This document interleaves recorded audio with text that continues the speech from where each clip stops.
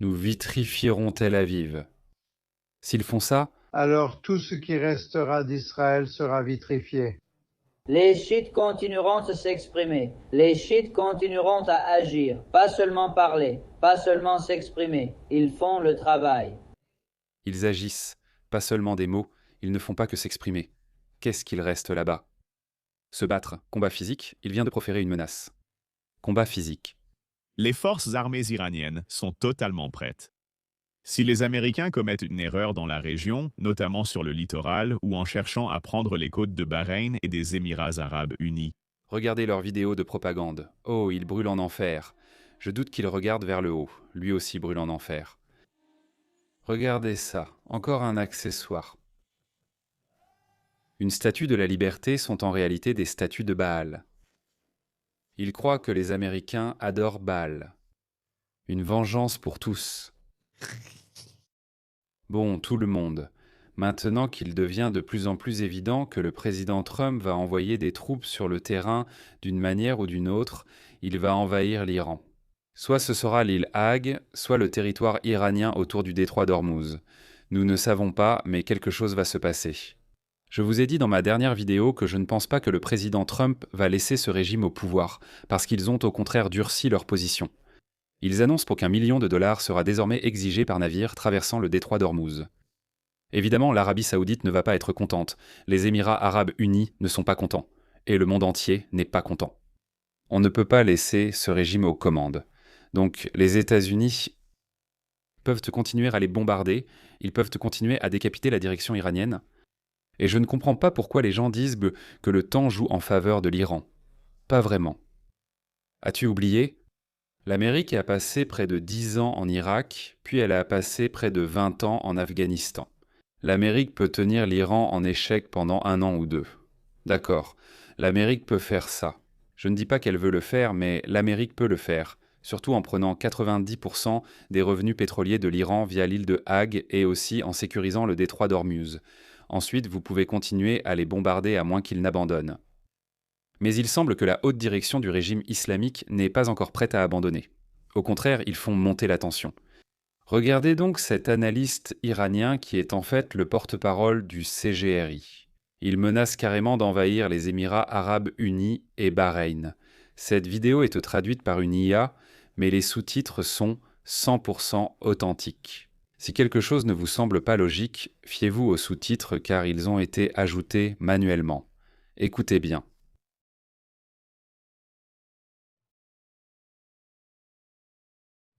les forces armées iraniennes sont totalement prêtes. Si les Américains commettent une quelconque erreur dans la région, en particulier le long du littoral et dans toute opération côtière visant à s'emparer des rivages de Bahreïn et du littoral des Émirats arabes unis, ils agiront certainement en conséquence. Des exercices majeurs ont été réalisés dans ce secteur côtier. Que cela implique-t-il précisément?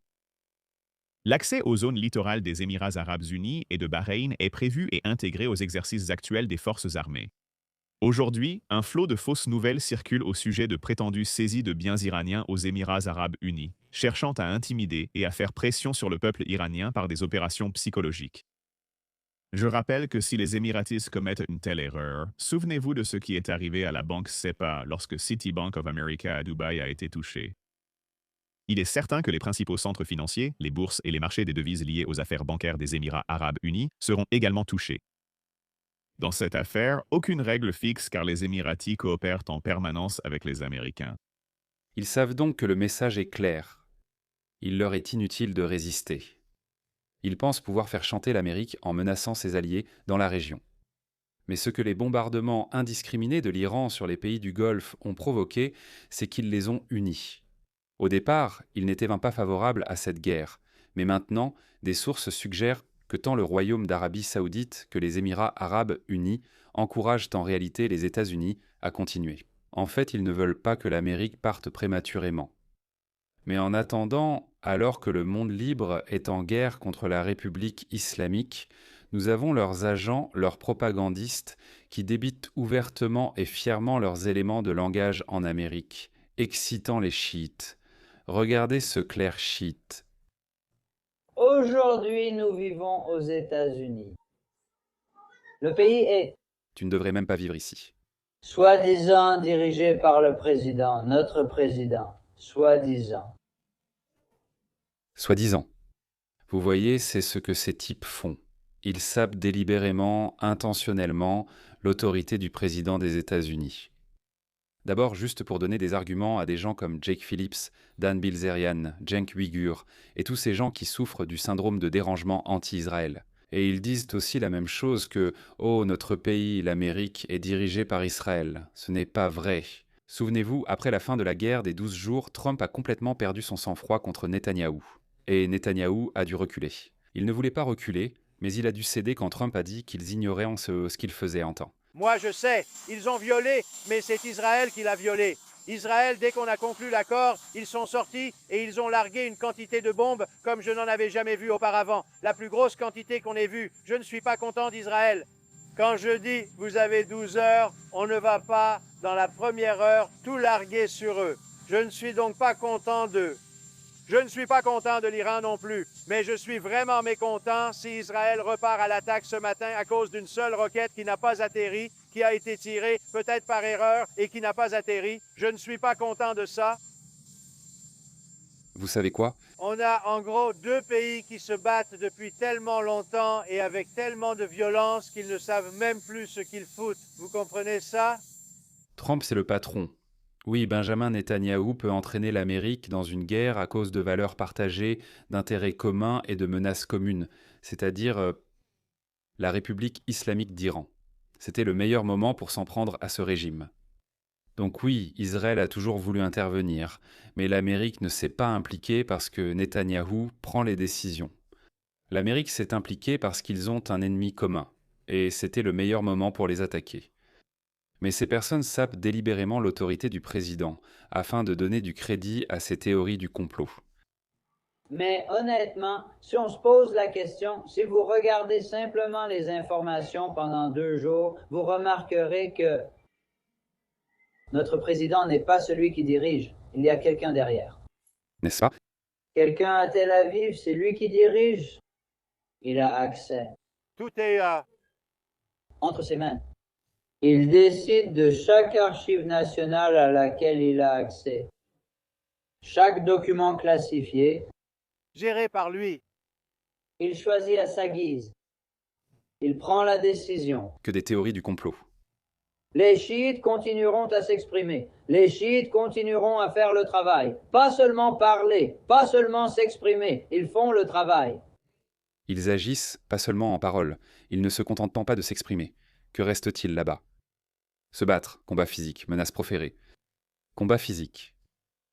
Sacrifice. Ils ont fait des efforts. Levons la main en cette nuit sacrée, la nuit de l'imam Al-Hassan, en l'honneur de l'imam Subhanahu al-Muslimi, de l'imam Al-Hassan. Remarquez le choix des mots. Ô Allah accorde la victoire à l'islam et aux musulmans et humilie les infidèles. Cela inclut la grande majorité des Américains. Pourquoi est-ce qu'on a ces gens-là? Je pensais qu'en temps de guerre, on pouvait faire quelque chose à ce sujet. Je ne sais pas. Nous l'avons fait pendant la Seconde Guerre mondiale. En l'honneur de l'imam Hassan. En Iran, au Liban. Peu importe, c'est toujours pareil. Je ne veux pas t'écorcher les oreilles.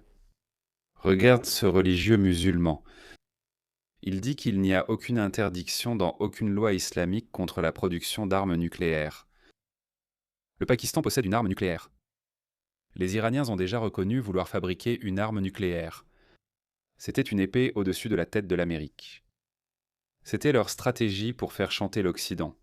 Seul le président Trump a eu le courage de dire non, nous n'allons pas nous laisser faire chanter. Nous allons éliminer définitivement la menace de la République islamique. C'est le début de l'utilisation et de la fabrication de missiles. Et regardez ça.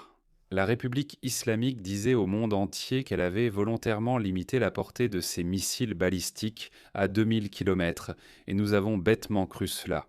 Eh bien, moi je n'y ai pas cru, mais évidemment l'Occident y a cru. Ils ont prouvé qu'ils peuvent atteindre 4000 km. Ils mentent. Ils ne disent donc pas la vérité. Trompe-moi une fois, honte à toi. Trompe-moi 2 fois, honte à moi. Combien de fois vas-tu te faire avoir par ces barbus? Regarde leurs vidéos de propagande. Ils pensent de gagner un prix pour ça, mais je ne pense même pas qu'ils gagnent ce prix-là. Regarde. Tout à coup, ils deviennent les champions du monde entier. Regarde, un Amérindien regarde avec plaisir un missile balistique iranien. Donc tout à coup, ils deviennent les représentants de tous les opprimés du monde, opprimés par les États-Unis. Ce sont des gens qui massacrent leur propre peuple. Je ne comprends tout simplement pas qu'ils tombent dans le piège de cette propagande. Ils ont tué 30 000 de leurs citoyens. Une seule vengeance pour tous. Et regarde ça. C'est le Japon. C'est le Vietnam. Oh. C'est le Yémen. Eh bien, on ne s'en soucie pas. Le Japon est du côté de l'Amérique. Voilà à quel point ces gens sont stupides. Gaza, d'accord, bien sûr. Peu importe, A et il epsilon. C'était drôle. C'était une école qui a été accidentellement touchée par les États-Unis. Accidentellement, comme je l'ai dit, si les États-Unis avaient en voulu tuer des enfants iraniens, ils auraient pu en tuer beaucoup plus. Ils ont détruit 8000 cibles. Combien d'écoles ont-ils ciblées? Oh, il brûle en enfer. Je doute qu'il regarde vers le haut. Lui aussi brûle en enfer. Regarde ça. Quelle propagande. Ce n'est pas la statue de la liberté, mais celle de Baal. Ils pensent que les Américains adorent Baal. Une vengeance pour tous. Clowns. Clowns. Regarde ce terroriste paraplégique. Il dit que l'Iran est en sécurité entre les mains de Mustaba. Regarde-le. Il est allongé sur son lit. Ces gens sont des fanatiques. Je suis aux anges, tellement heureux que le fils de notre guide, notre Rahabar, notre... Oh mon Dieu, il est membre du Parti des Travailleurs. Parti des Travailleurs, George Galloway. La figure tutélaire depuis plus de 30 ans est maintenant à la tête du pays. Il est un talisman pour notre pays parce qu'il s'appelle Khamenei. Et comme je l'ai dit, tout ce qu'il doit être, c'est 10% de la valeur de son père. Notre pays est en sécurité entre ses mains jusqu'à la fin de la journée. Ce message doit être diffusé. L'Iran ne peut pas être vaincu militairement. Et même s'ils utilisent des armes nucléaires, nous vitrifierons Tel Aviv.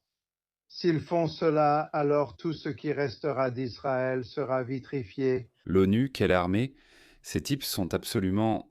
Pourquoi laissons-nous ces gens diffuser leurs éléments de langage? Le peuple iranien peut-il s'exprimer contre son gouvernement? Ils se font tirer dessus en plein visage. C'est pathétique, les gars. Bref, je ne pense pas que ce régime va survivre. Beaucoup souffrent du syndrome de dérangement anti-Trump uniquement à cause de leur haine envers Trump. Ils soutiennent en fait le régime islamique. Personne d'autre que les islamistes ne soutient le régime islamique. Le peuple iranien ne soutient pas le régime islamique. Les gens libres ne soutiennent pas ce régime. Les républicains ne soutiennent pas le régime islamique. Personne ne devrait soutenir le régime islamique.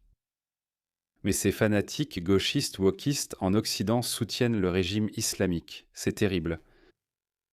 Mais je ne pense pas que le régime islamique va gagner.